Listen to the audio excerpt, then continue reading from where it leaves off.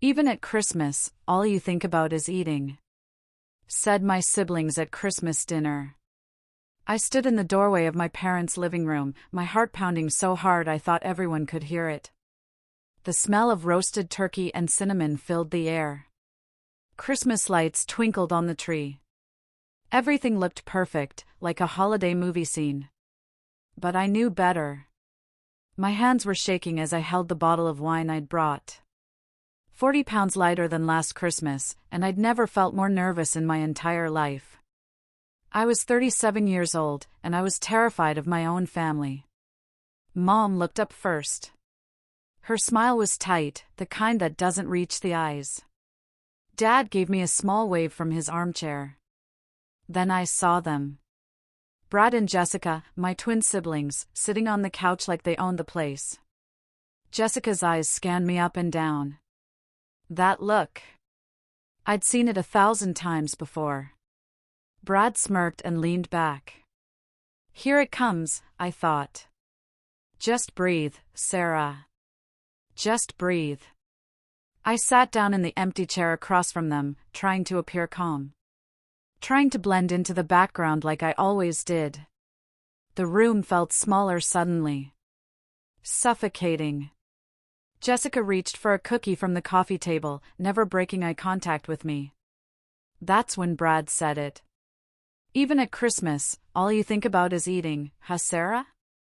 The room went silent except for the crackling fireplace. Jessica laughed.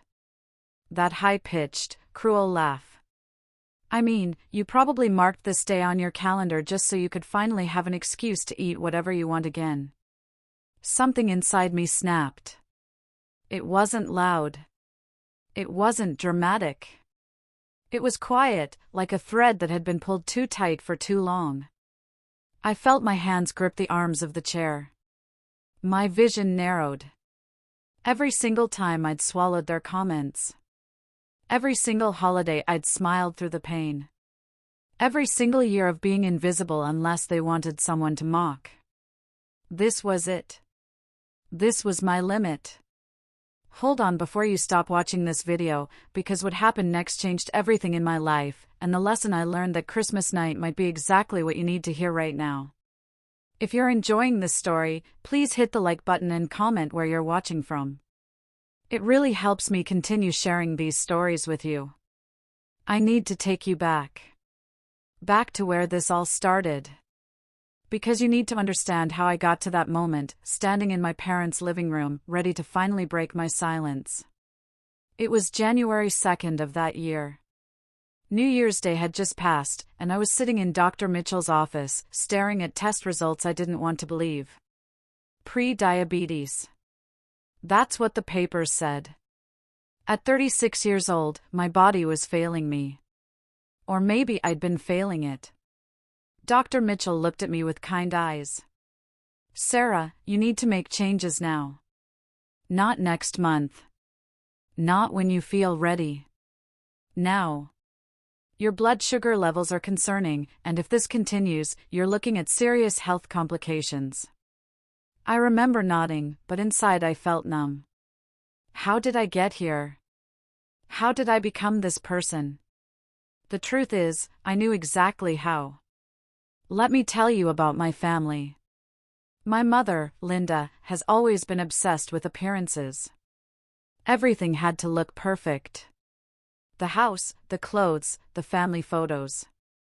And that included her children. Brad and Jessica, the twins, were born 2 years after me. They were golden from the start. Brad became a successful real estate agent, married his college sweetheart, had 2 perfect kids. Jessica became a fitness influencer with 500,000 followers, always posting about health and wellness and living your best life. And then there was me. Sarah. The oldest. The disappointment. The one who gained weight after college and never quite got it together. My father, Robert, was a quiet man. He never joined in on the comments, but he never stopped them either. His silence hurt just as much as their words. The only person who ever made me feel seen was Grandma Martha. She lived 3 hours away, but whenever she visited, she'd hold my hand and tell me I was beautiful. I held onto those words like a lifeline. Growing up, I was actually a happy kid. I played soccer. I had friends. I was confident. But something shifted in high school. Mom started making comments about my portions at dinner. Jessica started working out obsessively and would look at me with pity when I didn't join her. By college, food had become complicated. It was comfort and enemy at the same time. I'd eat when I was stressed. Then I'd feel guilty. Then I'd eat more to deal with the guilt. A vicious cycle that followed me into my 30s. Every family gathering became a nightmare. Thanksgiving, Easter, birthdays, and especially Christmas. There were always comments. Always looks. Always that feeling of being watched and judged with every bite I took. Last Christmas was particularly brutal. I'd shown up hopeful, wearing a new dress, trying to feel good about myself. Within an hour, Jessica had mentioned her new workout program 3 times, each time looking pointedly at me. Brad made a joke about making sure there was enough food for everyone, emphasizing the word everyone while looking my way. Mom asked if I was dating anyone, then quickly added, "Well, when you're ready, of course." As if my weight was the only thing standing between me and happiness. I left that Christmas crying in my car. I sat in the parking lot of a grocery store for an hour, just crying. Wondering why my own family couldn't just love me as I was. But then came that doctor's appointment in January. And everything changed. I didn't tell anyone. Not my parents. Not Brad or Jessica. Not even Grandma Martha at first. This was going to be for me. Only me. I hired a nutritionist named Kelly. She was patient and kind, and she never once made me feel ashamed. She taught me about balanced eating, about listening to my body, about health instead of just weight. I joined a gym near my apartment. I started going at 5 in the morning, before work. Those early mornings were hard. My body ached. I wanted to quit every single day for the first month. But I didn't quit. Because every time I wanted to give up, I remembered Dr. Mitchell's words. I remembered how scared I felt in that office. I remembered that I was doing this to save my own life. The weight started coming off slowly. 5 pounds. Then 10. Then 15. My clothes started fitting differently. I had more energy. My skin looked better. I felt stronger. But here's what hurt the most. Through all of this, through every small victory and every hard moment, my family never called. Not once. My phone would ring occasionally. Mom calling to talk about some drama with the neighbors. Jessica sending a group text about her latest sponsored post. Brad forwarding me some meme he thought was funny. But nobody asked how I was doing. Nobody noticed I'd stopped posting food pictures on social media. Nobody wondered why I wasn't complaining about being tired all the time anymore. I kept waiting. Hoping. Maybe next month they'll notice. Maybe they'll call and ask about my life. Maybe they'll finally see me. But they never did. And with each month that passed, each pound I lost, each milestone I reached alone, something inside me hardened. The need for their approval started to fade. But the anger grew. By June, I'd lost 25 pounds. I felt amazing. My doctor was thrilled with my progress. My blood sugar was back in normal range. Kelly, my nutritionist, kept telling me how proud she was. But my family? Silence. They had no idea their daughter and sister was fighting the biggest battle of her life. And they didn't care enough to ask. July came and went. Then August. September. October. November. Each month I got stronger physically. But emotionally, I was building walls. Walls made of disappointment and resentment and the painful realization that I'd spent my whole life seeking love from people who only saw me as a punchline. By December, I'd lost 40 pounds total. 40 pounds. My entire body had changed. My health had transformed. My life was different. And still, nobody called. Nobody asked. Nobody cared. The only person who knew was Grandma Martha, who I'd finally told in October. She cried on the phone, proud and sad at the same time. Proud of me. Sad that I'd had to do it all alone. When the invitation came for Christmas Eve dinner, I stared at it for a long time. Part of me wanted to skip it. To stay home and avoid the inevitable comments and the fake smiles and the feeling of being invisible. But another part of me, the part that had gotten stronger over the past year, wanted to go. Wanted to see if anything had changed. Wanted to hope, one more time, that maybe they'd finally see me. I was such a fool. Because nothing had changed. I had changed. My body had changed. My health had changed. My entire life had changed. But they were exactly the same. And the moment I walked through that door, I knew it was a mistake.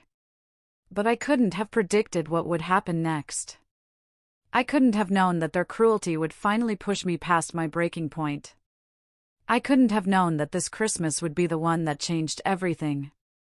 I was still gripping the arms of that chair. Brad's words hanging in the air like poison. Jessica's laugh echoing in my ears. My mother's face had gone pale. She could sense something was different. She'd seen me take their abuse for 37 years. She knew I always smiled through it. Always apologized. Always made myself smaller to make them comfortable. But not tonight. Not anymore.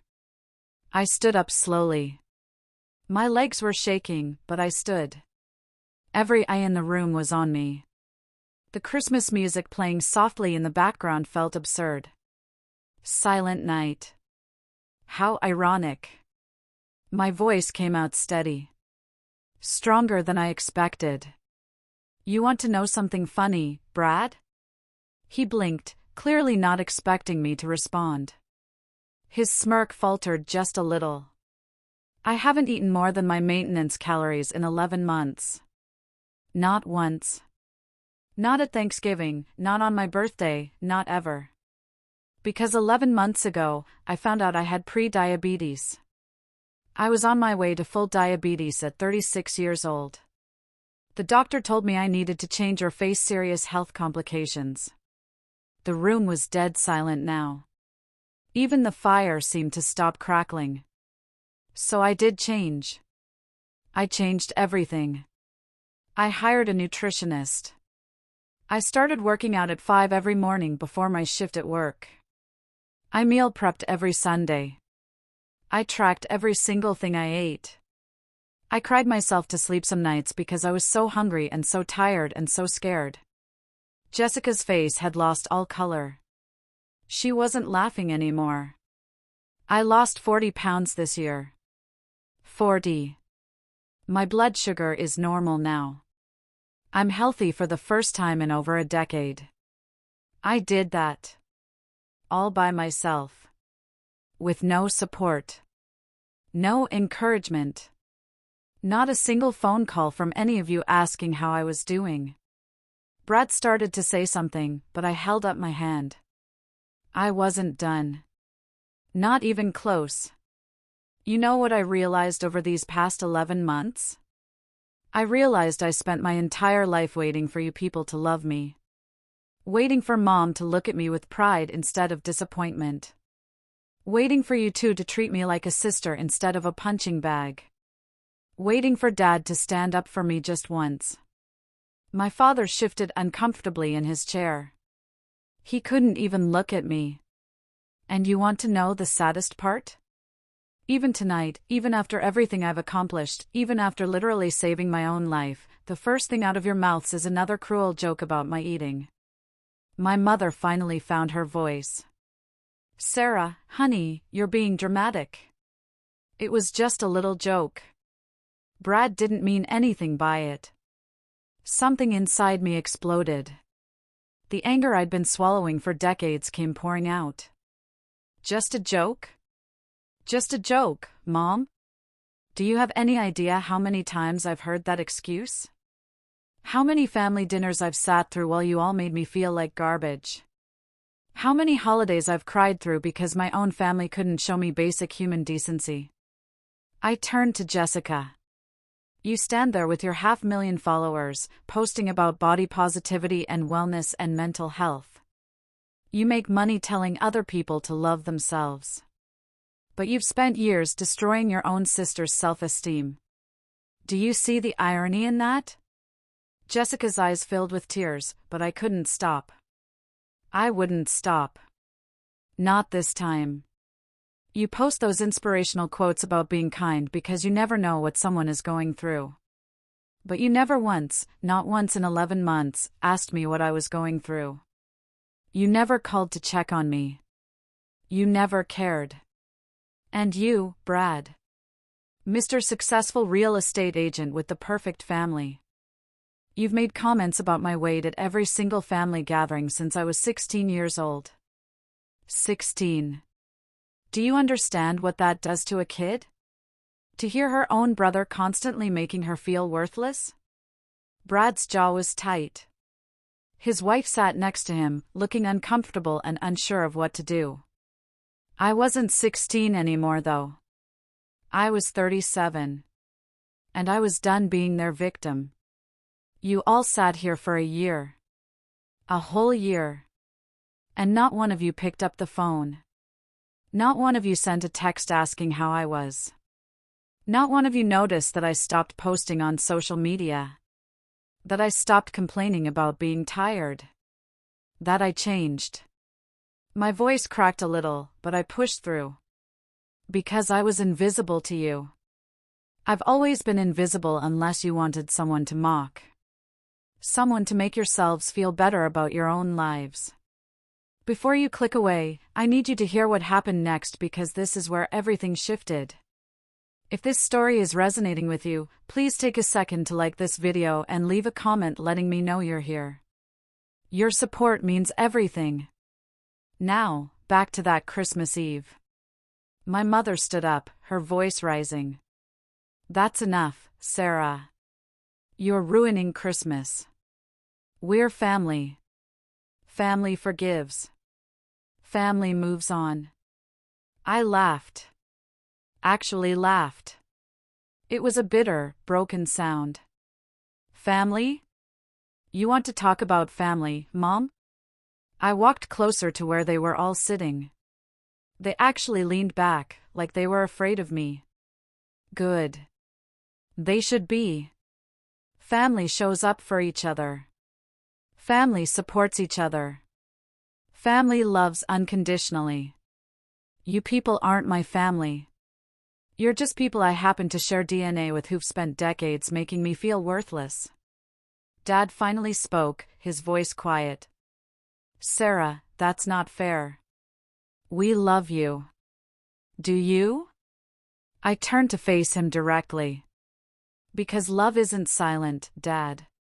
Love isn't standing by while your daughter gets bullied by her own siblings. Love isn't ignoring someone's pain because it's uncomfortable to address. He looked down at his hands. He had no response. Because he knew I was right. I grabbed my purse from the side table. I was leaving. I couldn't breathe in that room anymore. The walls were closing in and I needed air. I needed space. I needed to be anywhere but there. Brad stood up suddenly. Oh, so you're just going to leave? Make a scene and then run away? That's real mature, Sarah. I turned to him, and I saw it clearly for the first time. He was scared. He was scared because I wasn't playing my role anymore. I wasn't the sister who took the abuse quietly. I was disrupting their comfortable dynamic, and he didn't know how to handle it. I'm not running away, Brad. I'm walking away. There's a difference. Running away is what I've been doing my whole life. Running from confrontation. Running from my feelings. Running from standing up for myself. But walking away? That's a choice. That's me choosing my peace over your comfort. Jessica was full on crying now. Sarah, please. I'm sorry. I didn't know about the diabetes. I didn't know you were struggling. You didn't know because you didn't ask. None of you asked. And that's the problem. You don't get to be sorry now just because I finally called you out. I moved toward the door, but my mother blocked my path. Her face was red, a mix of embarrassment and anger. If you walk out that door, don't expect to be welcomed back. Family doesn't abandon family on Christmas. I looked at her. Really looked at her. And I saw someone small and scared. Someone who controlled through guilt and manipulation. Someone who needed everything to look perfect on the outside because she couldn't face what was broken on the inside. I stepped around her. I've been abandoned by this family my whole life, Mom. I'm just finally accepting it. That's when Grandma Martha stood up. Her voice was strong despite her 78 years. I'm coming with you, Sarah. Everyone turned to look at her, shocked. Grandma Martha never made waves. She was always the peacekeeper, the gentle presence in the background. Martha, sit down. Mom's voice was sharp. This doesn't concern you. Grandma Martha picked up her coat from the back of the couch. It concerns me very much, Linda. I've watched you all treat this girl like she was nothing for too many years. I stayed quiet because I thought you'd eventually see what you were doing.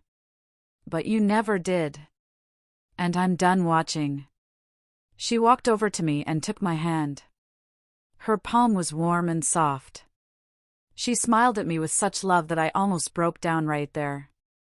Come on, sweetheart. Let's go somewhere we're actually wanted. We walked to the door together. Behind us, the room erupted. Mom was crying. Dad was telling Grandma Martha she was being ridiculous. Jessica was apologizing to no one in particular. Brad was angry, his voice rising above the others. But I didn't turn around.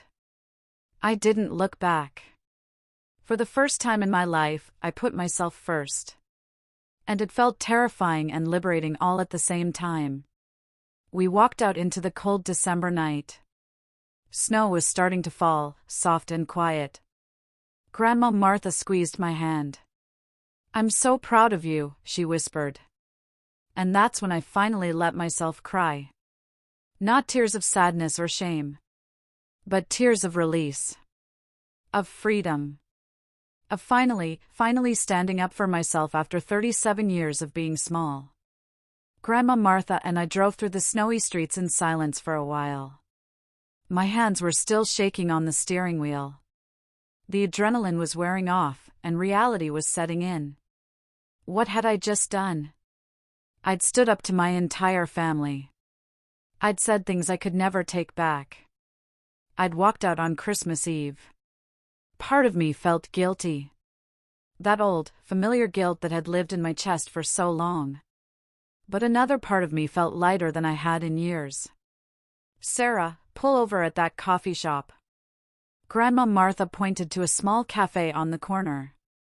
It had warm lights in the windows and a sign that said open Christmas Eve until 8 p.m. I parked the car and we walked inside. The place was nearly empty. Just an older couple in the corner and a young barista behind the counter who looked like she'd rather be anywhere else. We ordered hot chocolates and sat by the window. The snow was falling heavier now, coating everything in white. It should have felt peaceful. It should have felt like Christmas. Instead, my phone wouldn't stop buzzing. Message after message. Call after call. I pulled it out and looked at the screen. 7 missed calls from Mom. 3 from Dad. 12 text messages from Jessica.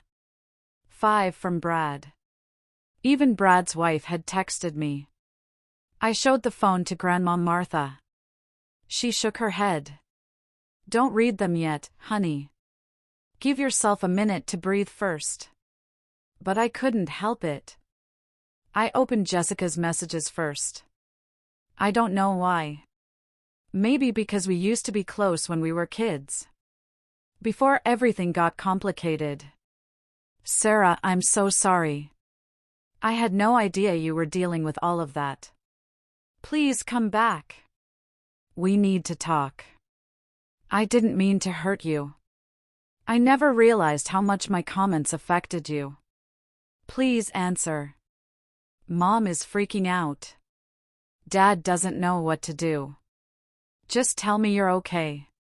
I scrolled to Brad's messages. His were different. Less apologetic. More defensive. You really embarrassed us tonight, Sarah. In front of everyone. There were better ways to handle that. I get that you're upset, but you didn't have to attack everyone like that. Call me back. We need to talk about this like adults. My mother's texts were a mix of guilt trips and anger. Your grandmother has medications she needs to take. She can't be out in this weather. Bring her back home immediately. I can't believe you would do this to us on Christmas Eve. After everything we've done for you. Your father is very upset. I hope you're happy. I put the phone face down on the table. My hands were shaking again. Grandma Martha reached across and covered my hand with hers. Talk to me, sweetheart. Tell me what you're feeling right now. I looked up at her. Her blue eyes were warm and understanding. She'd always been my safe place in a family full of sharp edges. I feel guilty. I feel angry. I feel relieved. I feel terrified. I don't know what I feel. It's all just mixed up inside me. She nodded slowly. That makes sense. You just did something incredibly brave. Something you should have done years ago. It's natural to feel all of those things. But what if I was too harsh? What if I overreacted? Maybe Brad really was just joking. Maybe I made a big deal out of nothing. Even as I said the words, I knew they weren't true.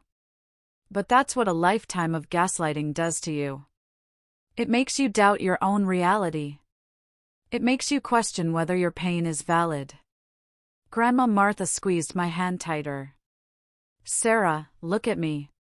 Listen to what I'm about to tell you, and really hear it. You did not overreact. You did not make a big deal out of nothing. You stood up for yourself after years of abuse. Yes, abuse. That's what it was. I felt tears starting again. But they were family. Families tease each other. Families joke around. Families love each other. Families support each other. Families don't spend decades making one person feel worthless. What they did to you wasn't teasing. It was cruelty. And you took it for so long because you loved them and you wanted their approval. She paused, her voice getting softer. I need to tell you something. Something I should have told you a long time ago. I failed you, Sarah. What? No, Grandma, you're the only one who ever made me feel loved. But I watched it happen. I watched them tear you down year after year, and I didn't do enough to stop it. I'd pull you aside and tell you that you were beautiful. I'd give you encouraging words. But I never confronted them directly.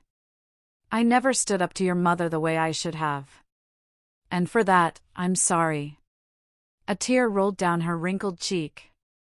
I realized I'd never seen my grandmother cry before. When I was your age, I went through something similar. My family, they had expectations. I was supposed to marry a doctor, have babies, be a perfect housewife. But I wanted to be a teacher. I wanted a career. They made me feel selfish and wrong for wanting more. She took a sip of her hot chocolate, her hands trembling slightly. It took me until I was 45 years old to finally stand up to them. 45. I wasted so much time trying to be what they wanted instead of being who I was. When I saw you tonight, standing in that living room, finding your voice, I saw the courage I wish I'd had decades earlier. That's why you came with me? Because you saw yourself? I came with you because I love you. And because I'm tired of watching history repeat itself. Your mother, Linda, she grew up in that same environment. She learned to control and criticize because that's what was done to her. And now she's doing it to you.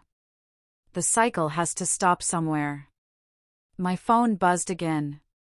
This time it was a voicemail from my father. I put it on speaker so Grandma Martha could hear. Sarah, it's Dad. His voice sounded tired.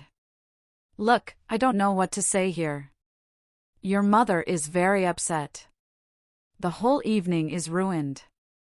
I think you owe everyone an apology. We can put this behind us if you just come back and we talk this through calmly. Call me back. I looked at Grandma Martha. She raised her eyebrows. What do you think of that? He wants me to apologize. For defending myself. For finally telling the truth. And? She waited, watching me carefully. And that's exactly the problem. They want me to come back and pretend nothing happened. To smooth everything over. To go back to being the punching bag so everyone else can be comfortable. She smiled. There it is. You see it now, don't you? I did see it. Maybe for the first time clearly. My family didn't want me to be healthy or happy. They wanted me to play my role. The role of the scapegoat.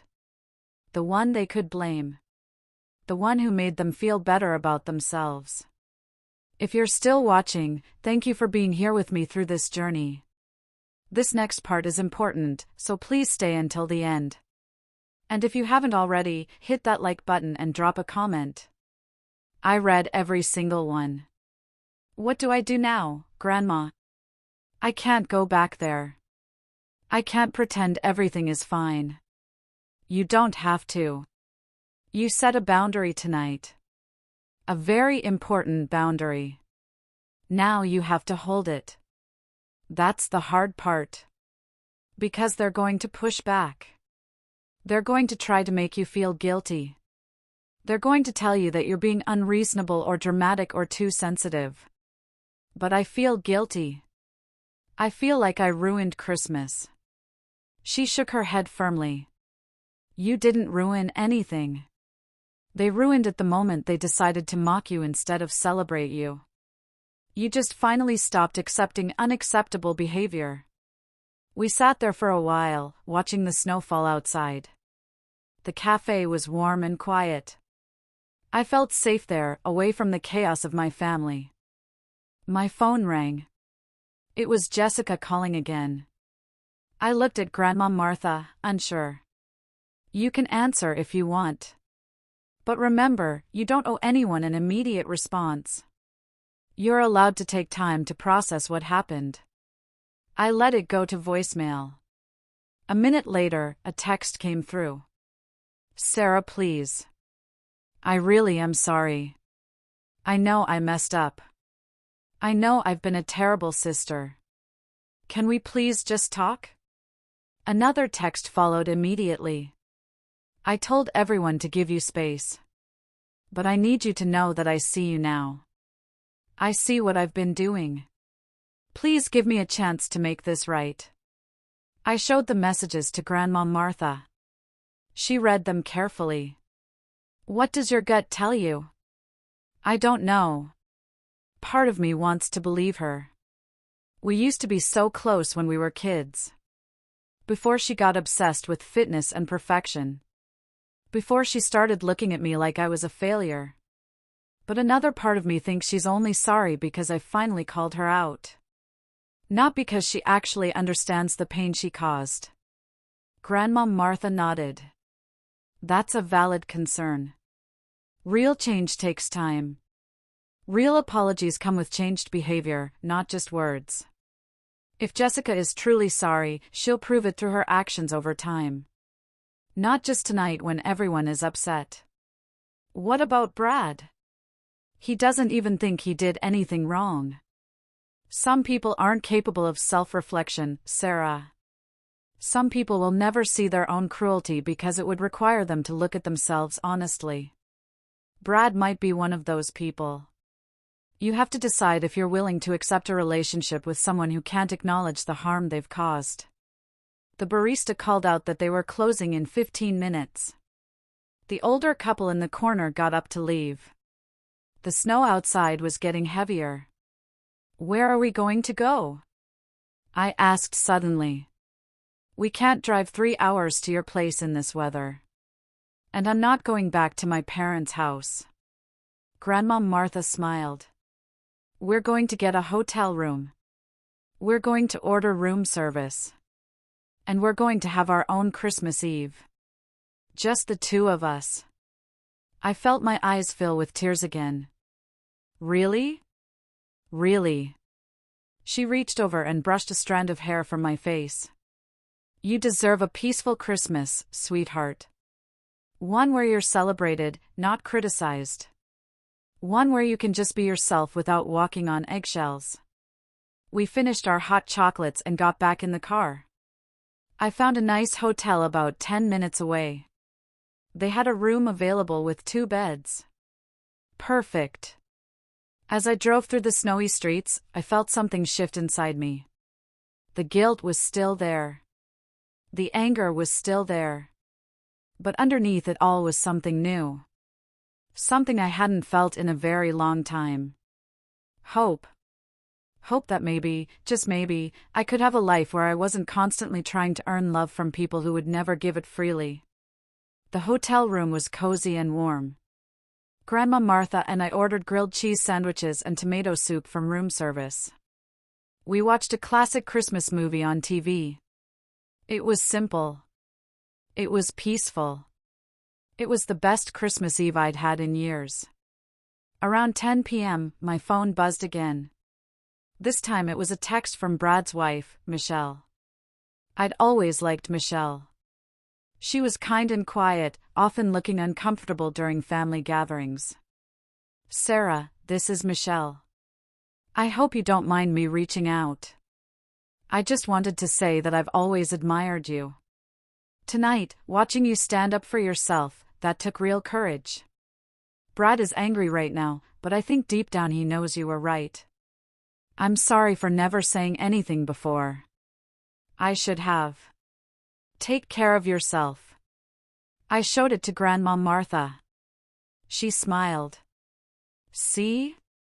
Sometimes the truth resonates with people in unexpected ways. Michelle saw what was happening all these years. She just didn't know how to intervene. That night, I slept better than I had in months. No nightmares. No anxiety. Just deep, peaceful sleep. Grandma Martha snored softly in the bed next to mine, and the sound was comforting. Christmas morning arrived with bright sunshine reflecting off the fresh snow. Grandma Martha and I had breakfast in the hotel restaurant. Pancakes and bacon and fresh orange juice. We laughed about silly things. We talked about her childhood. We talked about my plans for the future. For the first time in my life, Christmas didn't feel like a performance. It felt real. My phone was still getting messages, but I'd turned off the notifications. I wasn't ready yet. I needed time.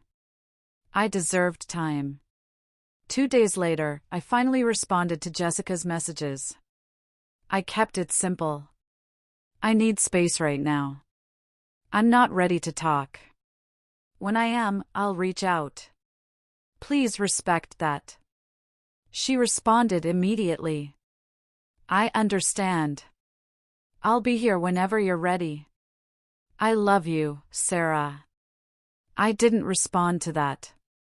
Love was easy to say. Respect was harder to show. I'd wait and see if she actually gave me the space I asked for. A week passed. Then another. I went back to my normal routine. Work, gym, meal prep. But something was different. I felt lighter. Like I'd been carrying a weight I didn't even realize was there, and now it was gone. Grandma Martha called me every day. Just to check in. Just to chat. She told me she'd had a long conversation with my mother. It hadn't gone well. Linda is very angry with me. She thinks I betrayed the family by taking your side. Grandma Martha's voice was calm. I told her there were no sides. There was just right and wrong. She didn't want to hear it. I'm sorry I came between you and Mom. I felt guilty again, that familiar old feeling creeping back. You didn't come between us, sweetheart. Your mother's inability to see her own behavior did that. I love my daughter, but I don't have to support her when she's wrong. And she was wrong. 2 weeks after Christmas, Jessica asked if we could meet for coffee. I thought about it for 2 days before agreeing. I chose a neutral location, a cafe near my apartment. She arrived 10 minutes early. I could see her through the window, nervously checking her phone. She looked different somehow. Smaller. More human.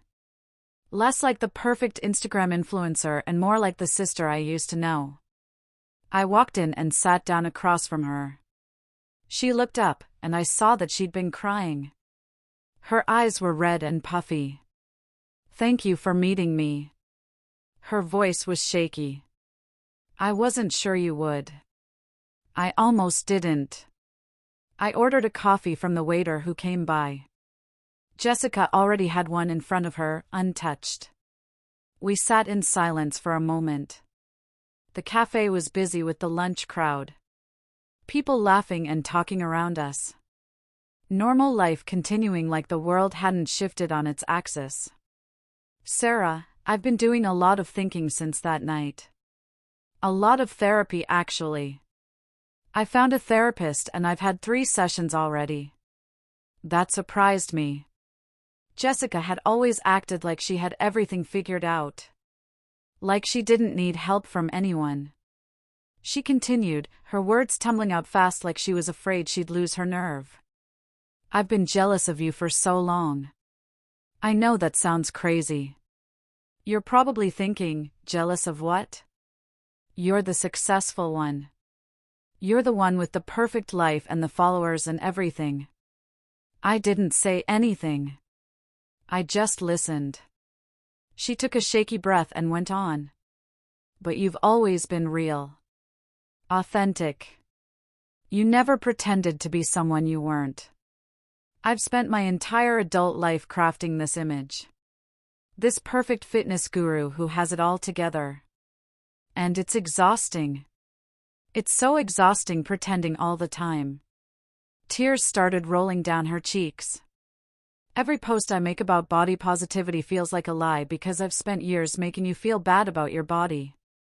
Every motivational quote I share feels hollow because I've been anything but motivating to my own sister. She wiped her eyes with a napkin. The therapist asked me why I treated you that way. At first I got defensive. I made excuses. But then I realized the truth. Making you feel small made me feel big. Pointing out your flaws made me feel like I didn't have any. I felt something crack open in my chest. This was the most honest Jessica had been with me in over a decade. When you walked out that night, when you finally stood up for yourself, I felt 2 things. Relief and terror. Relief because you finally broke the toxic pattern we were all stuck in.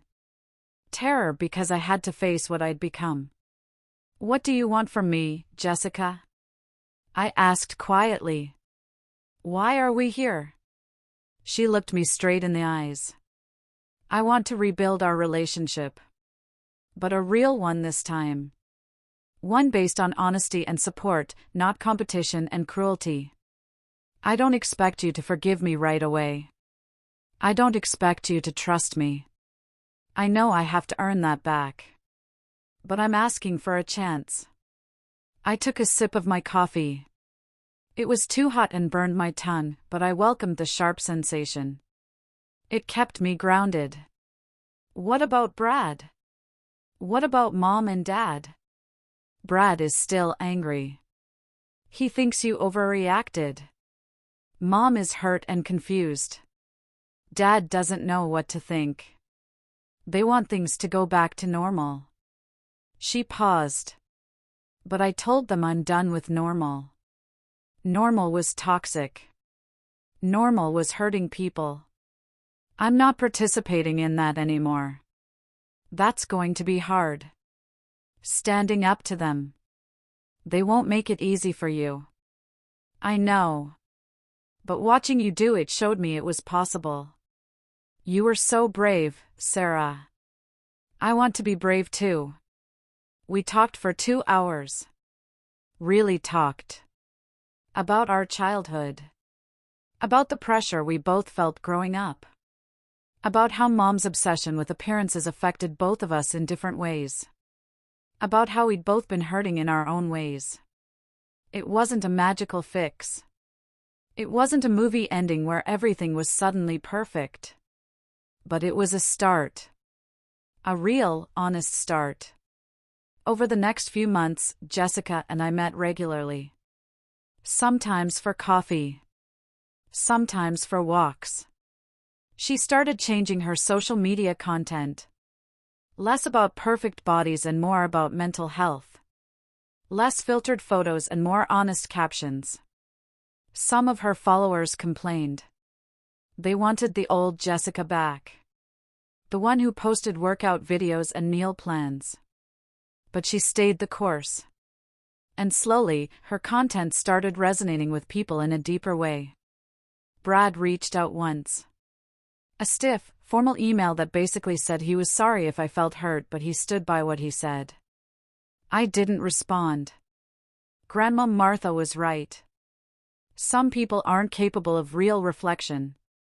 I had to accept that Brad might never understand or apologize. And I had to be okay with that. My parents were trickier. Mom called after 6 weeks. The conversation was difficult. She cried. She said she'd tried her best as a mother. She said I was being unfair, remembering only the bad times. I didn't argue with her. I just told her the truth. That I loved her, but I couldn't have a relationship where my feelings were constantly dismissed. That if she wanted to be part of my life, things had to change. She said she'd think about it. I told her to take all the time she needed. Dad sent a card. A simple card that said, "I'm proud of you, Sarah." I should have said it more. I'm sorry I didn't. It wasn't much, but it was something. Maybe it was all he could give right now. I decided that was okay. Now here I am, almost a year later. I'm 38 years old. I've maintained my weight loss. My health is excellent. I got a promotion at work. I'm even dating someone, a kind man named David, who thinks I'm beautiful exactly as I am. Jessica and I have a real relationship now.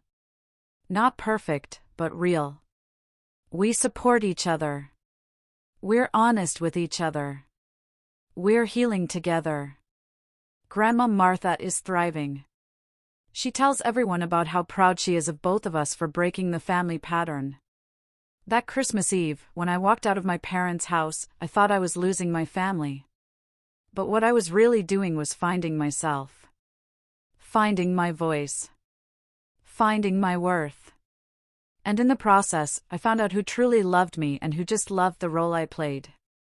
If you're watching this and you relate to my story, I want you to know something. You deserve respect. You deserve love. You deserve to be celebrated, not tolerated. And if the people in your life can't give you that, it's okay to walk away. It's okay to set boundaries. It's okay to choose yourself. It might feel selfish at first. You might feel guilty. But I promise you, on the other side of that guilt is freedom. On the other side of that fear is peace. On the other side of people-pleasing is a life where you finally get to just be yourself. That Christmas was the worst and best night of my life. It broke me open. But it also set me free. And I wouldn't change it for anything. If my story resonated with you, please leave a comment below. Tell me your story. Tell me where you are in your journey. Let's support each other. And don't forget to like this video and subscribe for more real stories about real life. Thank you for listening. Thank you for being here. And remember, you are worthy. You always have been.